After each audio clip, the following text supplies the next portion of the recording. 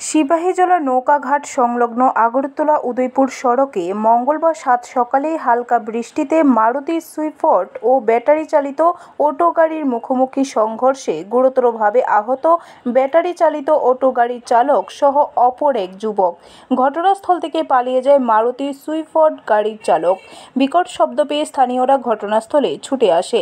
খবর দেয় বিশালগড় অগ্নি নির্বাপক দপ্তরে।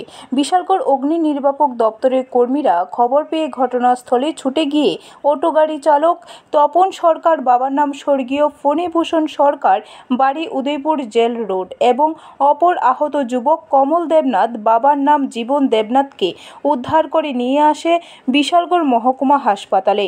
প্রতিনিয়ত সিপাহীজলার নৌকাঘাট থেকে শুরু করে চরিলাম পরিমল চৌমুহনী পর্যন্ত প্রতিনিয়ত ঘটে যাচ্ছে যান দুর্ঘটনা। খবর পেয়ে ঘটনাস্থলে চলে যায় বিশালগড় থানার পুলিশ। ব্যুরো রিপোর্ট, খবর ত্রিপুরা।